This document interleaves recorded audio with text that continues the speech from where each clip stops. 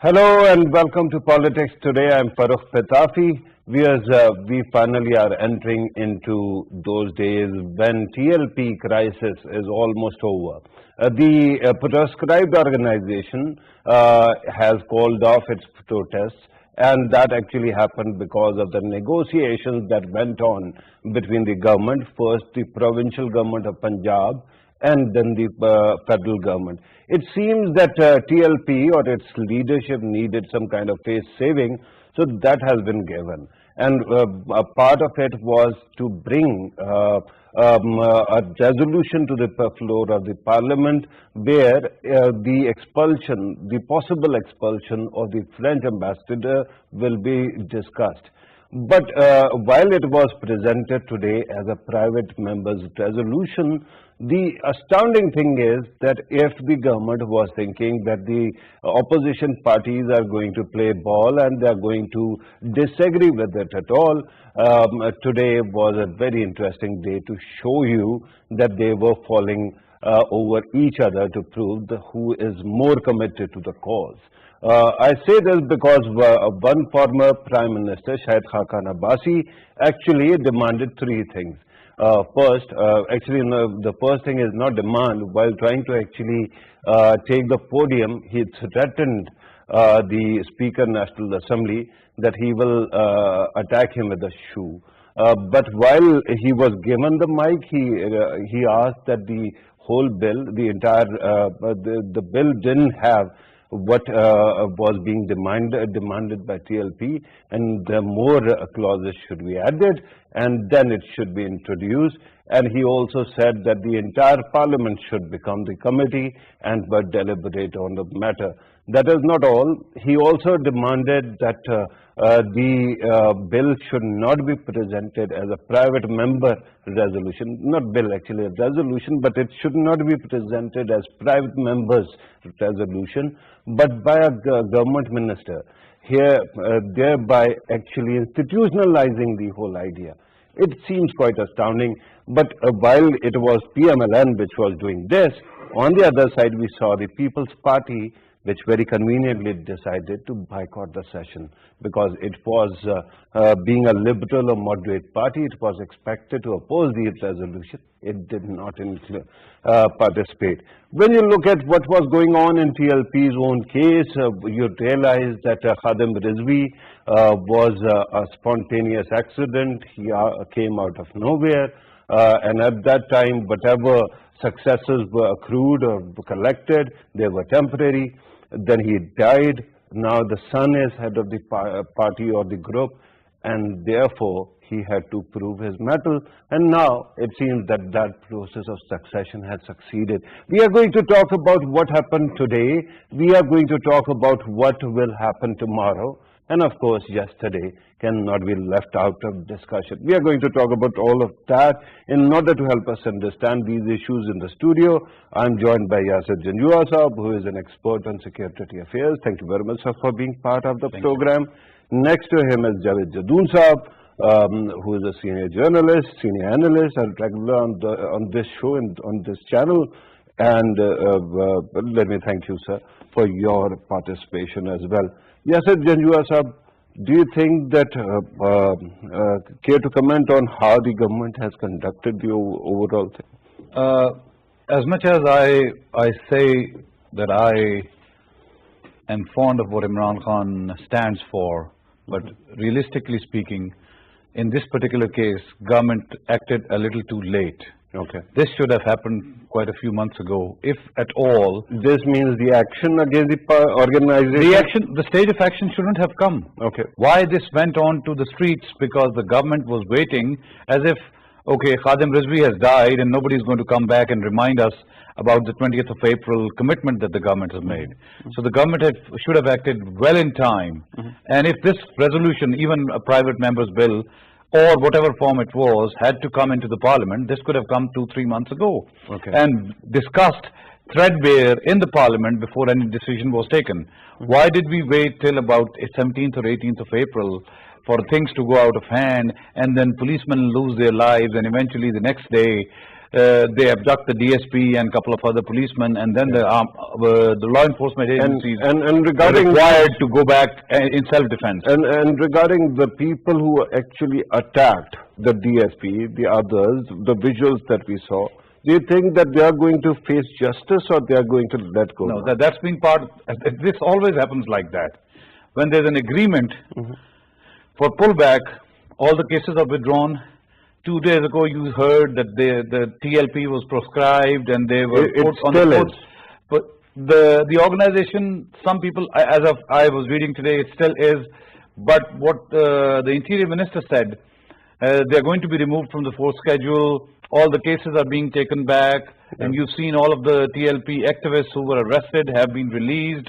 So not all of them. The news from Lahore or Punjab is that those people who were detained and who indulged in actual violence will not be allowed to leave. Maybe. Right. Allow me to actually bring in Javed Jadoon Saab, sir, your opening comment on the whole story. Thank you very much, Farrukh. I think to start with the phenomenon of TLP, it is not very hard to understand what they stand for. Pakistan, a country of over 200 million people, a nuclear state, and probably one of the most important countries of the Muslim Ummah and the global community as well, really can't stand the organizations like TLP, which can create chaos and create mayhem within no time, and literally put the government in a position, or the state in a position where they find no way forward except to use the force against such an organization called TLP, where we saw several policemen or security people losing their lives, and even the civilians as well. So why, I think, in my personal opinion, I would tend to agree with my fellow analysts that probably government acted a bit too late to contain the situation. They were not clear what they really wanted to do or how they wanted to deal with the TLP factor. With your permission, let me bring in a counter-argument. The counter-argument being that they had, before their sit-in, they had a maximalist position, TLP, and they were not ready to budge.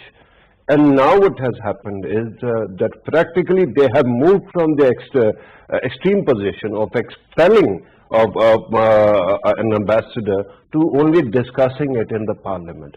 So that happened because the government actually kept on, trying all the levels possible. First, negotiation. Then, of course, when they resorted to violence, they also went for some kind of, mitigation or use of force. And later on, of course, it had to come to the parliament. It did. Agreeing with you, but I think still I believe that dealing with such an anarchist political party with baby gloves, I think that was not the proper approach to do that. Knowing they definitely, in my opinion, they definitely had the intel, what they wanted to do, as the Interior Minister already stated that we have the intel that they wanted to come to Islamabad and create problems for the government. And having said that, I think even some of the political parties, in my opinion, they wanted to capitalize in this situation, which really made it terrible.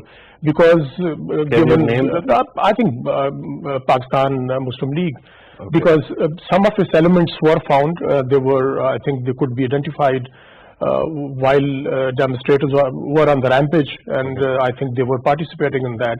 Or rather, they were trying to sort of push them further into a confrontational situation, and that is why I see the kind of chaos today in the National Assembly as well, where one of the most senior politicians of Pakistan Muslim League and the former Prime Minister, the way he behaved with the Speaker of the National Assembly. But somehow it felt, with due respect, that he was representing not PMLN but TLP itself. Absolutely. I think PMLN saw an opportunity to corner the government while the activists of the TLP were on the rampage. And I think they started believing that government is in a very tight corner, in a very difficult situation. Why not increase its difficulties by sort of siding with the TLP activists? And particularly in Lahore, where I think they have got the stronghold over there, And this is my personal belief. I don't have the information, but if you analyze the situation, it looks that while in the contrary, you've already pointed out in your own intro that Pakistan People's Party, being a liberal party, a progressive party, decided not to participate only because they didn't want to be seen to be siding with a resolution which could condone the actions of TLP, and they could not oppose it. And they could not oppose it as well. So I think they found it more convenient to remain absent from the National Assembly. Why couldn't they oppose it? I think if you do, you are damned. If you don't, you're damned. Because if they side with the government, they would be criticized as a party because the situation right now is that the French ambassador, this is what the resolution says. Right. If it is passed, the French ambassador will have to be expelled from Pakistan. No, not quite. The resolution is that a committee will be created, a parliamentary committee that will actually deliberate on the possibility. But once again, Farrukh, the core of the issue is the French ambassador. This is the bone of contention. This was the bone of contention between the government and the TLP, and this is what TLP said, that government hasn't fulfilled its promise or commitment. Right. Yes, Janjua Sahab, this seems quite amazing because we have a very clear example in front of us. In India, there was a time when BJP was newly minted party. I'm talking about early 90s. And at that time, political parties actually kept on cutting deals with the organization, bringing it into power by other means.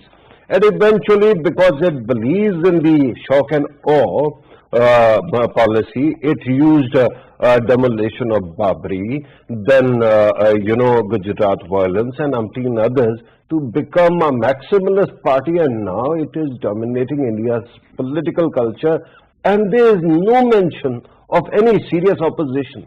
That seems to be the case here as well. Do these parties, especially People's Party, I'm not talking about the government of the day because it is the government of the day, these parties, when they cut deals with these groups, do they not realize that these groups will just replace them very soon? Pitafi Sahab, I have something to say about what you said. I wanted to talk about that. The comment you passed that, okay, now TLP is almost being decimated and, they have taken a back seat on their stance. No, at what cost? Even if they have backtracked on their demands, some of the demands, at what cost? Whatever we have earned bad name across the world for what happened in the last few days is not what we wanted to. Now, coming over to your thing. Hang on. You are saying that because there was an action or because the TLP was protesting, we earned a bad name internationally? Of course, we are in the news that Pakistan but that reflects poorly on the media that is covering it so, because Pakistan is a country that actually keeps on fighting for the entire civilization. We lost 80,000 people defending the civilization in the world. Now the thing is, we are heroes.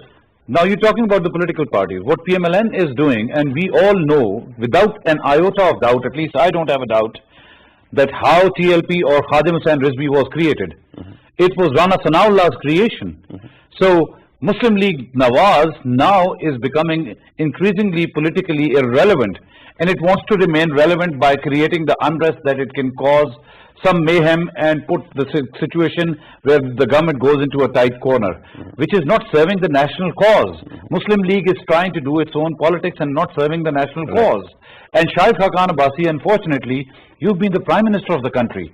It doesn't suit you to do something like this. Even if you think really, really strongly about it, you have to see your stature that you've been the Prime Minister of the country. Yeah. You're not some backbencher. And incidentally, he was a Prime Minister when the previous Faizabad Dharna happened because of an error of judgment, which the then government actually said was basically an omission, a crime of omission. And it was his fault actually. Yeah. He was sitting in chair.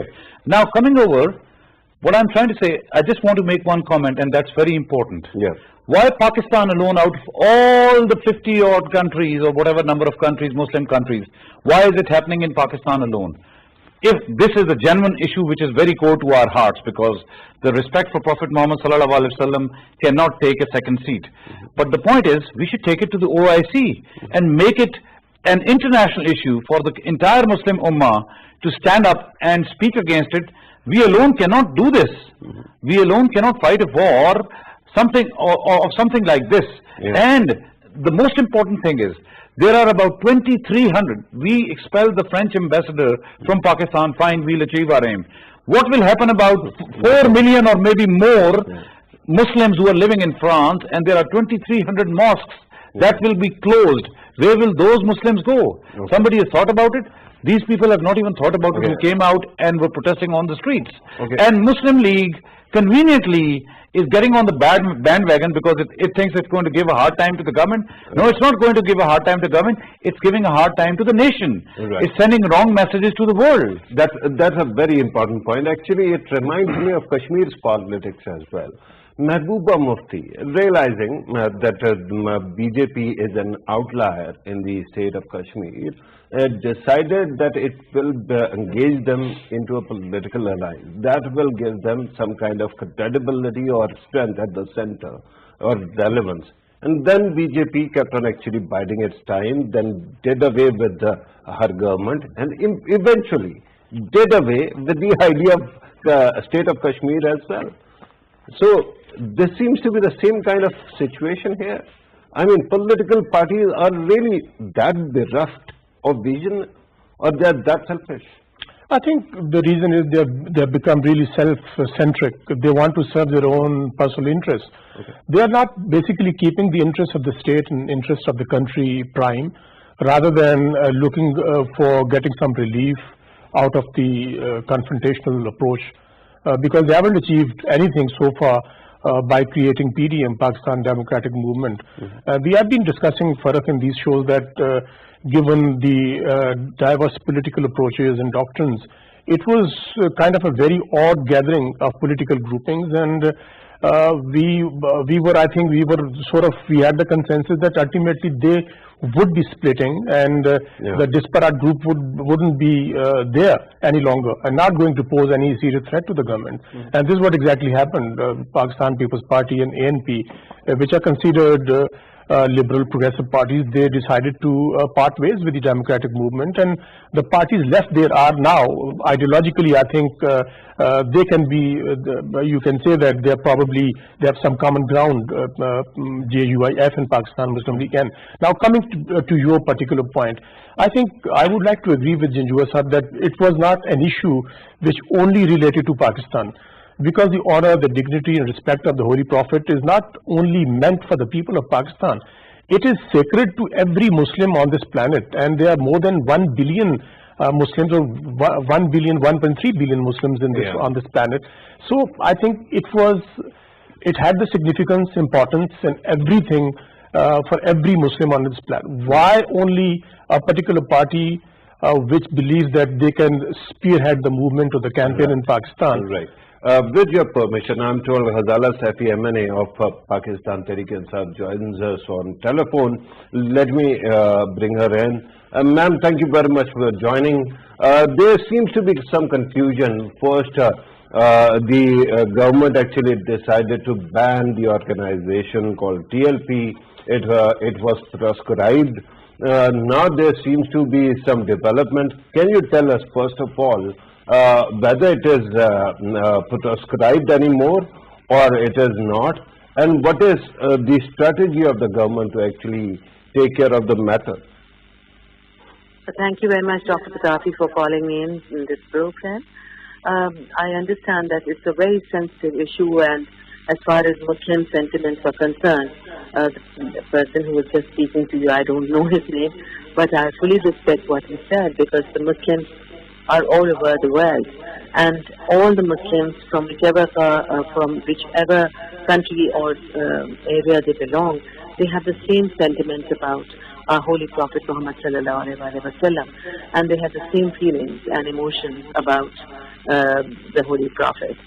The important thing is that why this was banned, this party, is because when you try to take up and you challenge the writ of the government, and you start destroying the roads and the cars and the buses and the public transport, and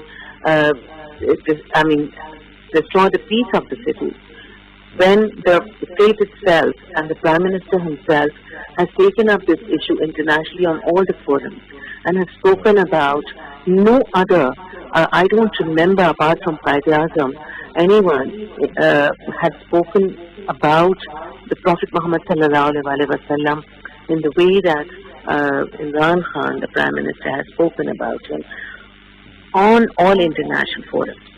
Because he is a representative of a big Muslim country with a huge Muslim population, with a nuclear installation, and responsibly he has talked about the issue of Kashmir, and also he has proved to the world the kind of respect he has for Prophet Muhammad sallallahu alaihi wasallam as a Muslim head of the state. Very few others have spoken like I understand him. all So these he arguments. has taken up. So he has taken up. The question and was, Ghazala Safi Sahaba, I understand what you're saying, and this argument has repeatedly been made on television, not only this one. The question was whether TLP now is a proscribed organization or not. That's a clear position, right? Can you clarify whether it is or it is not? Well, it is a banned party now because of the way it has handled things, because the way it has helped the narrative of those who want to destroy the Muslim Ummah and the Muslim integrity of the Muslim state. They have taken up law and order in their hands without realizing that the state itself and the Prime Minister himself has taken this responsibility internationally to speak on all forums for Prophet Muhammad's integrity and respect all over the world. So if somebody comes up as a party and tries to politicize it against the government by destroying the image of the government, destroying the image of the country, and destroying all that comes in their way by creating a law and order situation to that extent where the reach of the government is challenged. So this party is It is a at the moment proscribed organization, banned, right, ma'am? Yes. Now let us talk about the next item on the agenda. Taking it to the parliament, taking the matter, the resolution to the parliament. What is the end game here? Do you think that if there is consensus in the parliament, the government is going to cede its foreign policy, decisions to the parliament or the committee that you are creating? by hello. Ghazala Safi Sahaba, the question was that you have taken a resolution to the National Assembly, and it actually speaks of creating a committee to actually decide on a matter which is clearly a foreign policy and executive issue. So, if there is consensus on this point, and if the entire Parliament decides that the French ambassador has to be expelled, are you going to actually carry that out? It doesn't serve the purpose anyway. And I don't think any of the party, People's Party, does not believe in that. Pakistan Tehreek-e-Insaf also doesn't. Because by removing one ambassador, French ambassador, if it brings into the notice of the world that the country wants to expel him from Pakistan and are able to develop that kind of a narrative which shows that we have great respect for our Prophet, and by doing that we have gained something. So the country will not gain anything, and neither will we gain anything religiously nor otherwise. So the important thing is that no. MNA of Pakistan Tehreek-e-Insaf, thank you very much for your time. Let me come back to the studio. Let me talk to the guests here. We have talked about the government and talked to the government. We have talked about PM&N. Now, let us talk about People's Party. I mean, it is a party that has been, quite vocal when it comes to civil liberties, when it comes to the space for moderation in the society. And today, all of a sudden, it decides to boycott the parliamentary session, where it could have played a constructive role by actually angling or positioning against the resolution. It did not.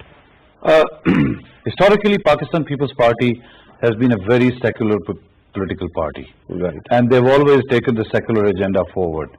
And unfortunately, Yeah, well, you Friday ki chutti, and then those things were again. No.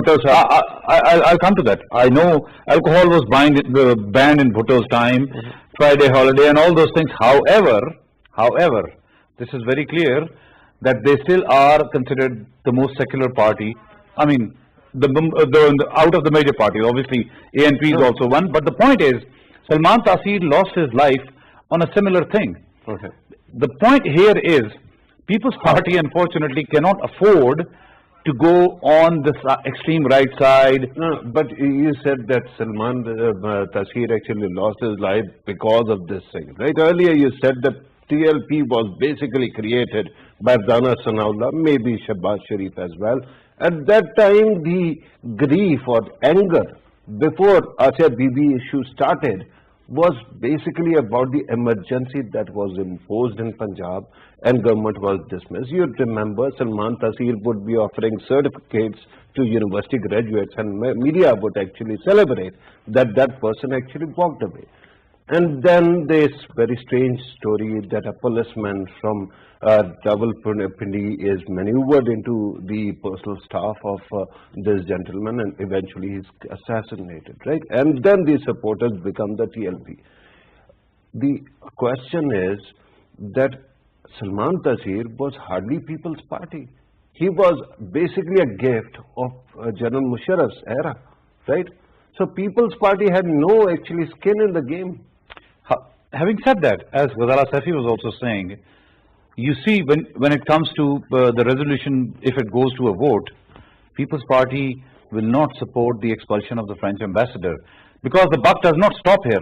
You're going to expel the French ambassador, probably all the European Union countries will go and stand with him or with France. Okay. You have to internationalize this issue and take it out of the realm of what the Pakistan Muslim League. And I wanted to say very clearly, and I wanted to say this, that there is a foreign hand in this. Okay. There is credible evidence. The government should come and openly say, like the dossier, the DGISPR and the foreign minister brought out, in this particular case of TLP, the government should come out and say, there is an Indian hand behind TLP, because there has been tracks of Indian conversations with TLP people igniting this. And there are other people who are promoting this, and from within Muslim League. Because, see the timing of this all happening.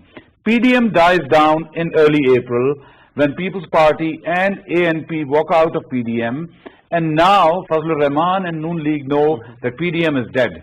They want to reignite any agitation against the government, and they find this igniting issue for their own selfish interest. Yeah, but that is not the whole story. There is another very interesting incident that has happened over past 10 days, and that is Pakistan is being assessed in the FATF. 10 days ago we heard that India has also been included and it is going to be assessed. That happens in Paris, and Paris is in France. It seems that by pushing Pakistan to expel the French ambassador, Pakistan permanently goes into bad books of France and the countries in FATF. I beg to disagree. Allow me. This is a theory that I heard, so I just thought that I will bounce over. I'll come back to it, but let me ask you one: People's Party. Let us talk about People's Party strategy.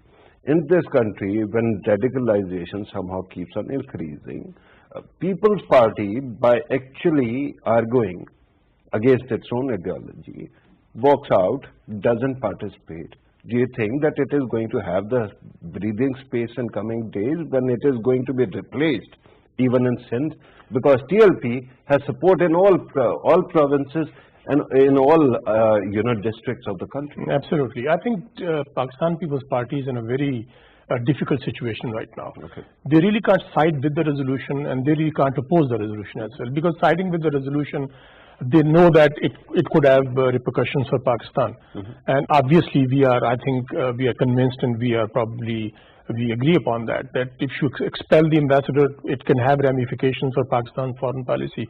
And you rightly pointed out the FATF issue as well, because France is not a single country. France is one of the most vibrant countries of the European Union, and one of the driving forces in the European Union. So doing that, you're going to antagonize the Paris government. And by doing that, you can definitely antagonize the whole European Union. So I think People's Party staying away, they probably, there was no option for them except to abstain from the parliament. Because if they become part of the parliament and they disagree with the resolution, they fear that it could have ramifications for them as far as this movement is concerned, because it's a very sensitive issue. And I think most of the people, they believe that the government could have handled the situation in a better way. Why do we keep on referring to it? Zala Safi Sahib also did. It is a very sensitive issue, right? It is an issue. And just to remind everybody, we are talking about a country which is 96% Muslim. So every person agrees on the namus of the salat. That is not the issue. The only issue is which kind of methodology is going to be confronted. Is somebody who can actually resort to violence, take people hostage, and then actually dictate the state. That is not something that one should agree with. But Farrukh, it is always the government which has to take the position. What the government did, they agreed to the demand of the TLP that, well, we can introduce this issue in the parliament, and if parliament agrees, we can expel. Why agree to that demand?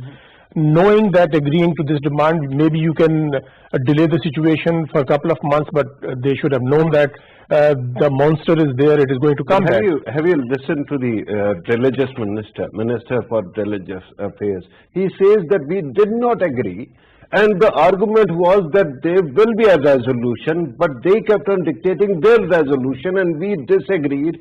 Our resolution was something like that was presented today.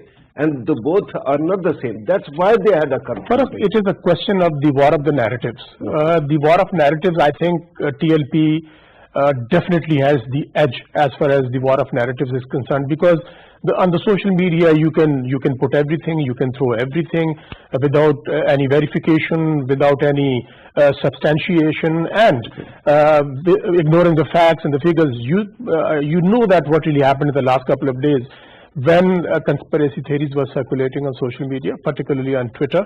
While on the contrary, the conventional media, it kept quiet because some restrictions were imposed on them. I think being a media person, I see this as a very, very flawed kind of a strategy, because if you don't feed the people, because they were the one who attacked the police station, and at the end of the day, they became the victims. They started showing them as victims. But let's say that there is no bar on media to cover.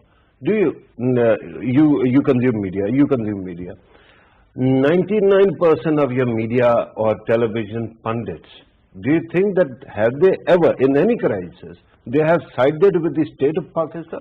They always actually associate themselves, by virtue of being right-wingers, they associate with the miscreants. So why do you think they will not actually shed their tears for these people rather than the poor policemen who were attacked, thrashed and killed?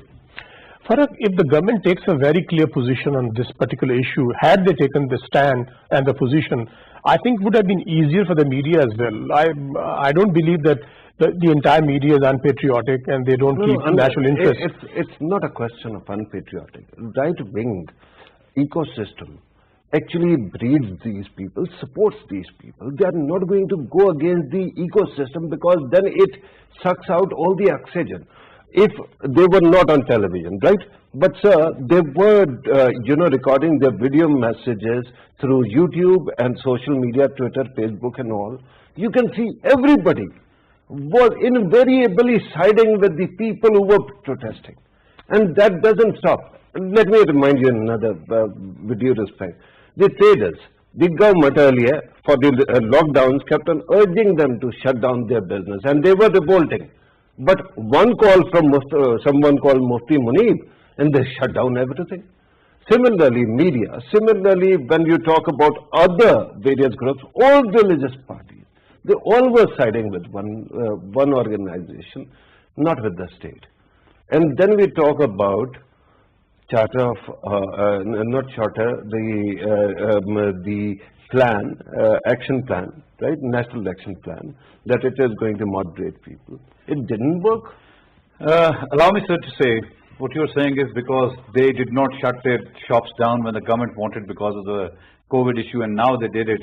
There's a reason behind it. This is a very sensitive issue.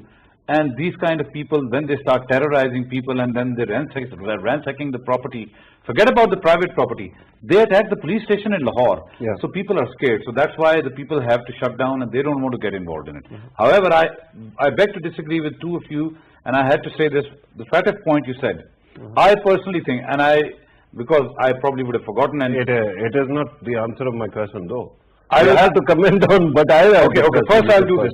Yeah. What I'm trying to, what you asked me is, see, even if you completely black them out from the electronic media, there will still be information because this is the information age. No, it but will not I'm- reach in one day.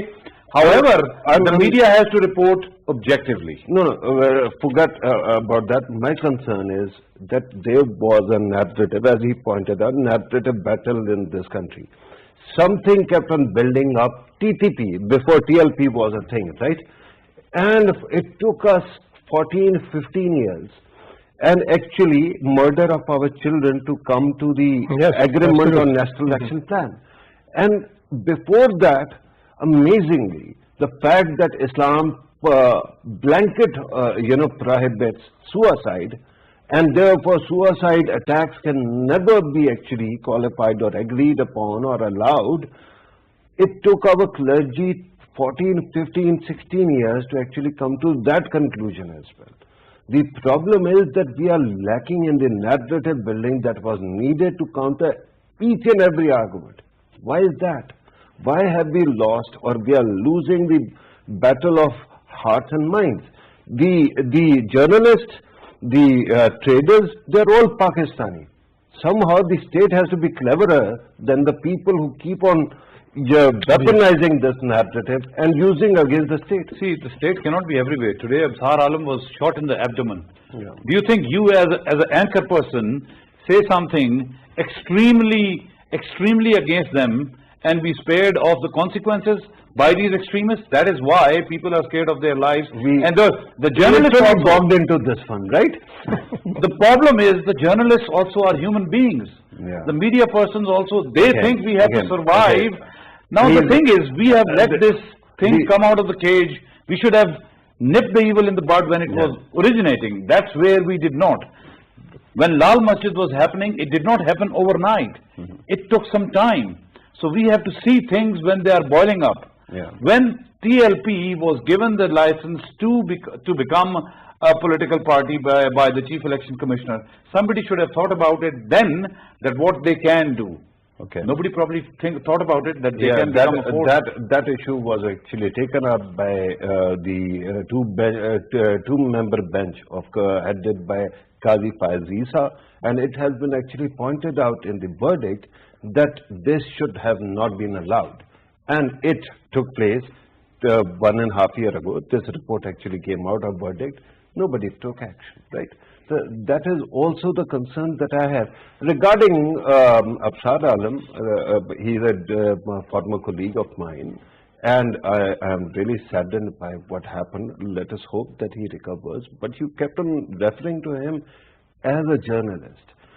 M.J. Akbar left journalism and became a politician when he accepted a public position. Then these people become politicians. So let us call him a politician rather than a journalist, but ex-journalist maybe.